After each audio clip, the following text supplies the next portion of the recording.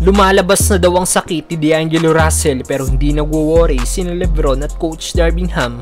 Well, isa nga po sa sinisisi ng mga Lakers fans kung bakit hindi nagawang mag-advance ng Lakers sa NBA Finals last season ay ang pag-i-struggle ng primary point guard ng team na si D'Angelo Russell noong nakaraang playoffs. Dahil imbes na mas itaas ni D'Lo ang kanyang 17.4 points at 6.1 assist na numero niya last regular season, bumagsak nga lang po ito sa 13.3 points at 4.6 assists last playoffs.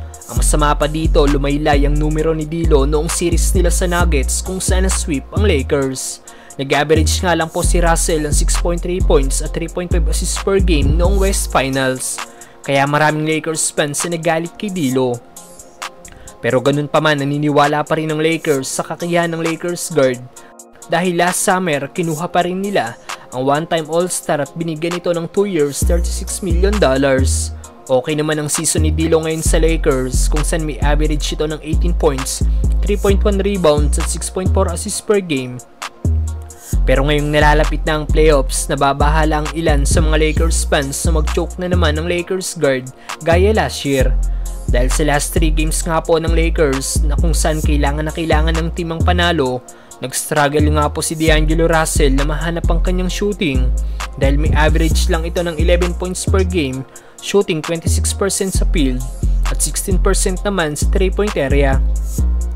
Maraming NBA fans na nag-react sa laro ni D'Lo. Ayon sa isa nagkomento, "Playoff D'Lo is coming" na may emoji pang nakatawa. May nagkomento din naman na sinasabi niya daw na nawawala daw si D'Lo pag kailangan ng team ng panalo. Inconsistent naman ang sinabi ng isang fans, expected na daw ito kay Russell. Buti na lang daw at nandyan sina Spencer Dinwiddie at Gabe Vincent na magte-take charge ng posisyon ni D'Lo sa playoffs. Ayon naman sa isa pa nagkomento, bumalik na daw ang sakit ni D'Lo dahil malapit na daw ang playoffs. Kahit nag-i-struggle nga po si D'Lo ngayon, tiwala pa rin sina Coach Ham at LeBron James sa kanilang primary point guard. Ayon kay Coach Ham, ini-encourage pa rin daw niya si D'Lo na manatiling agresibo sa laro at hindi siya nagwo-worry sa confidence ito. Ayon naman kay LeBron, pag maganda daw ang laro ni D'Lo, maganda daw ang laro ng team. Kaya pag agresibo daw ang Lakers guard, maganda daw ang pakiramdam nila dito na mahanap nito ang kanyang shooting kaya hindi daw sila nag-aalala. Anong masasabi nyo sa laro ni D'Lo, mga brother? Minnesota had a 20-point lead just a couple of minutes ago. Russell, no looking to Hayes.